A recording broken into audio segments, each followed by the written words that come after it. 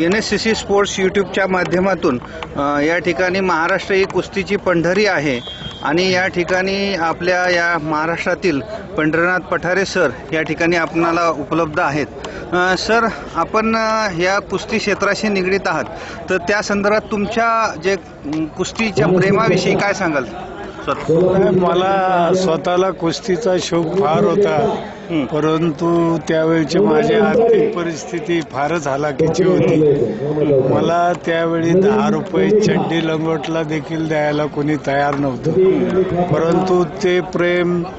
कुस्तीविषयीचं माझ्या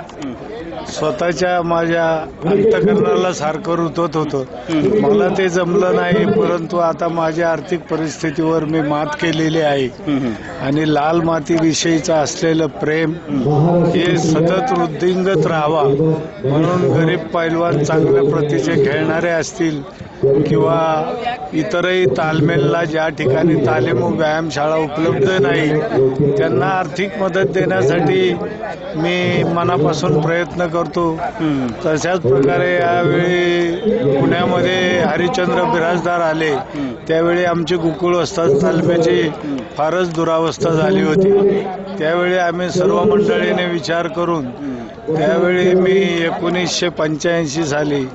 जवळजवळ 51,000 रुपयाचं 4 मजल्याचं लोखंड दिलं आणि नंतर ज्या मुलांना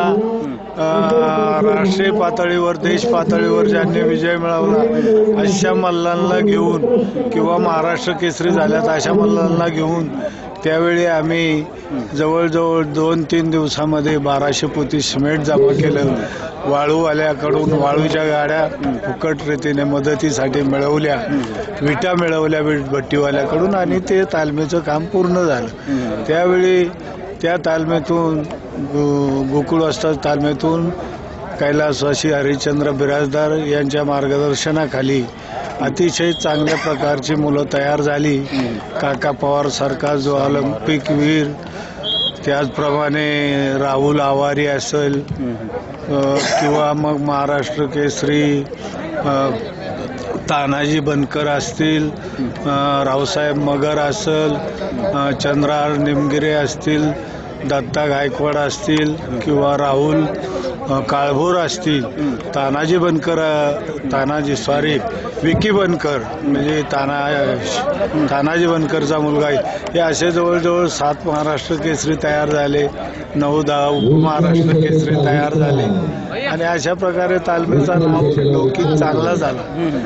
त्यात देखील मामा गेल्यानंतर त्याच्या धाकट्या मुलाला सागर बिराजदारला मी 25,000 रुपये महिना त्याला खुराकासाठी देतो, परंतु त्या ठिकाणी 2 वर्ष तो 96 किलो गटात पहिला आला महाराष्ट्रात, पण यावर्षी त्याला मध्यंतरी जरा डेंग्यूचा आजार झाला, थोडं मानक्याची खालची गादी सरकली, त्याच्यामुळं तो यावर्षी काय या स्पर्धेमध्ये येऊ शकला नाही। सर, जी आता खाशाबा जाधव सरांचं जे नाव देण्यात येणार आहे आणि ते नाव नॅशनल गेमच्या नंतर काढून टाकण्यात येणार आहे, तर ह्यासाठी जी लॉबिंग होते त्या संदर्भात तुमचं काय मत आहे? नाही, निश्चितच खाशाबा जाधव हे चांगले कुस्तीगीर मल्ल होते आणि ऑलिम्पिकमध्ये खऱ्या अर्थानं आपल्या या महाराष्ट्रामधून त्यांनी पहिलं जे पदक मिळवलं, निश्चितच त्यावेळी मॅटवरून खेळायचं पण त्यांना सरावाकरता घरी ते अशा गोदडीची गादी तयार करायचे, त्याच्यावरून सराव करायचे, परंतु जिथं दात आहे तिथं चेने नसतात, जिथं चेने आहे तिथं दात नसतात, अशा प्रकारे त्यावेळी हे खाशाबा जाधव सारखा मल्ल कुठलं का होईना त्याने ऑलिम्पिकमध्ये पदक आणलं आणि आपल्या निश्चितच या महाराष्ट्राला एक पहिलं भारताला त्यांनी खऱ्या अर्थानं भारताचं नाव त्यांच्या पदकामधून चांगलं